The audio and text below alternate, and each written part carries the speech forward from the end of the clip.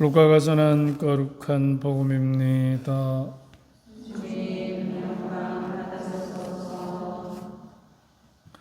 예수님께서 혼자 기도하실 때에 제자들도 함께 있었는데 그분께서 군중이 나를 누구라고 하느냐 하고 물으셨다. 제자들이 대답하였다. 세례자 요한이라고 합니다. 그러나 어떤 이들은 엘리야라 하고 또 어떤 이들은 옛 예언자 한 분이 다시 살아나셨다고 합니다. 예수님께서 다시 그러면 너희는 나를 누구라고 하느냐 하시자 베드로가 하느님의 그리스도이십니다 하고 대답하였다. 그러자 예수님께서는 제자들에게 그것을 아무에게도 말하지 말라고 엄중하게 분부하셨다. 예수님께서는 이어서 사람의 아들은 반드시 많은 고난을 겪고 원로들과 수석 사제들과 율법학자들에게 배척을 받아 죽임을 당하였다가 사흘 만에 되살아나야 한다 하고 이르셨다. 주님의 말씀입니다.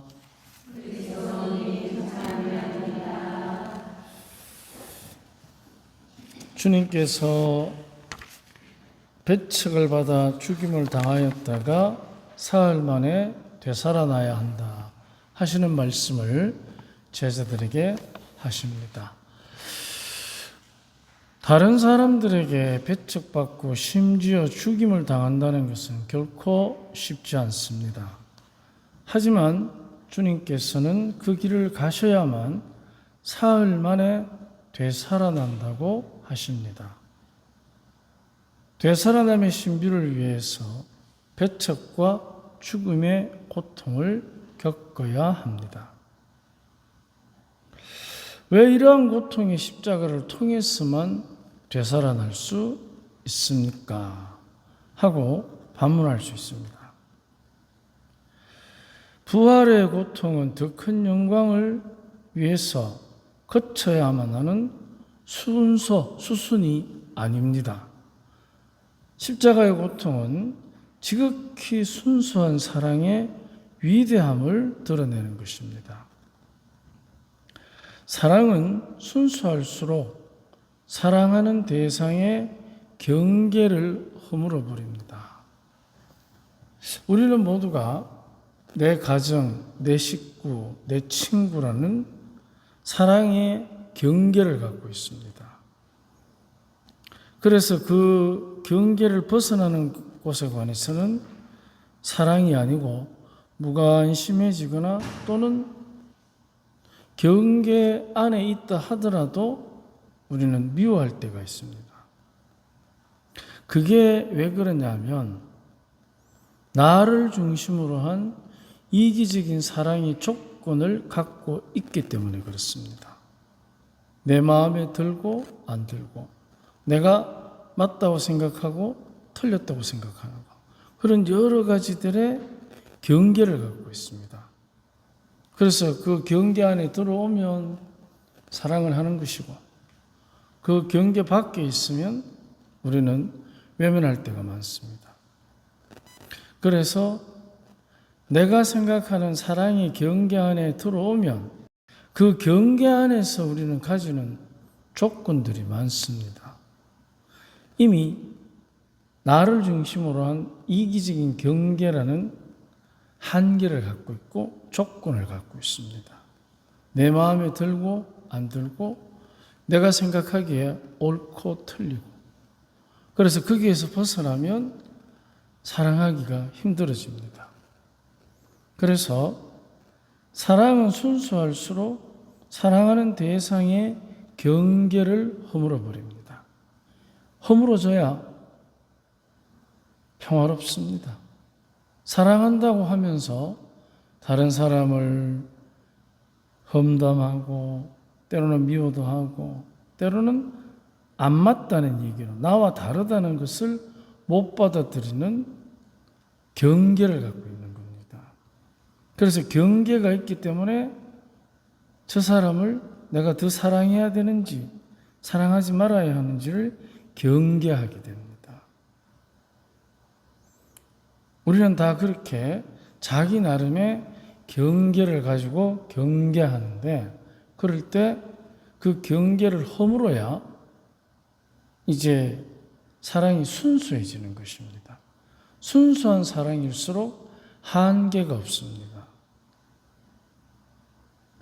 순수한 사랑일수록 그래서 모든 이에 모든 것이 됩니다. 사랑에 조건이 붙으면 붙을수록 주변의 특정한 대상에 집착합니다. 사랑이라는 이름으로 집착할 때가 있습니다. 내 자녀, 내 부모, 내가 아는 사람, 그 사람들에게 사랑한답시고 집착할 때가 있습니다. 남편이면 이래야 되는데, 아니면 저래야 되는데, 큰 놈은 이렇게 해야 되는데, 작은 놈은 저렇게 해야 되는데, 우리는 우리들 스스로들이 정한 특정한 경계 안에서 특정한 대상에 특정하게 집착합니다. 그래서 특정한 조건들에 내가 갇히게 되는 것입니다.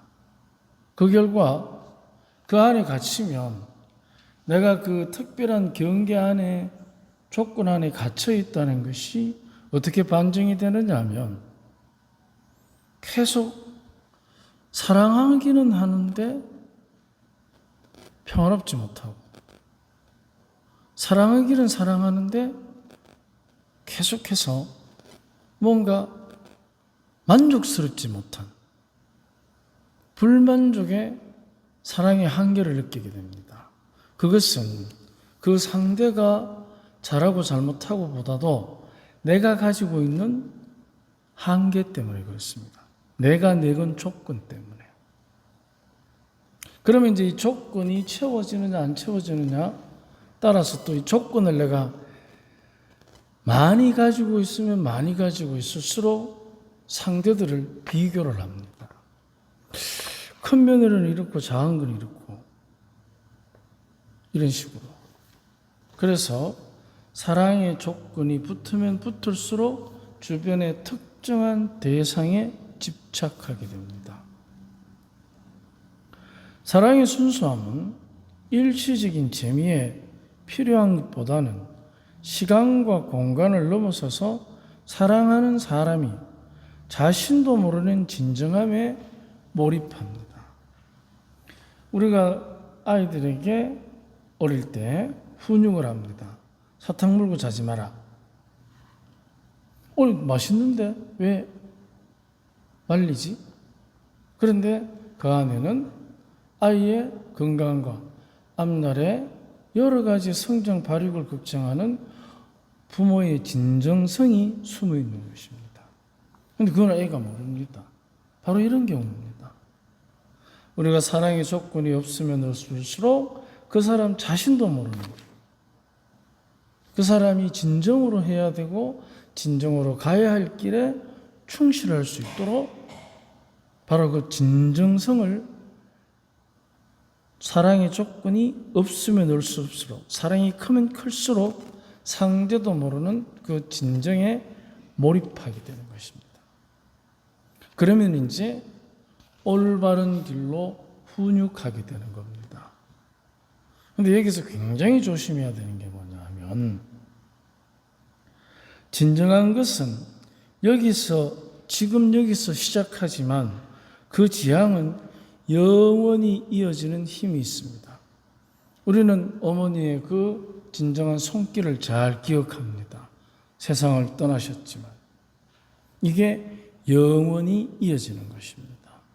그것을 우리는 우리 천주교의 교리로 성인 통공 교리라 합니다. 영원으로 이어지는 것입니다. 그래서 사랑이 순수하면 순수할수록 지금 여기서 사소한 것에서 시작하지만, 그러나 그것이 그거로 끝나는 게 아니고 죽어서도 끊어지지 않는 영원한 삶의 연속성을 갖고 있는 것입니다. 그래서 사랑이 순수하면 순수할수록 그 힘이 강합니다. 그래서 순수한 사랑은 사욕 없는 헌신으로 보상을 기대하지 않습니다. 그런데 우리는 대부분 사욕이라는 이기적인 조건을 갖고 있기 때문에 보상을 바라게 되어 있습니다. 자식이면 부모에게, 남편이면 아내에게, 아내면 남편에게.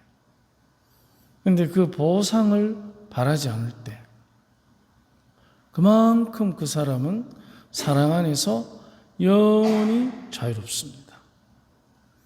우리가 사랑 안에서 자유롭지 못함을 느끼는 것은 바로 사욕 때문에 그렇습니다. 즉 순수한 사랑에 결핍이 일어나는 것입니다. 사심 없이 나누는 사랑은 남의 인생에 간섭하지도 기대하지도 않습니다. 사심 없는 희생은 일시적인 것이 아니라 영원한 행복을 누리도록 지금 여기서 죽음도 불사하는 용기를 가집니다. 부모는 자식을 대신해서 죽을 수도 있습니다.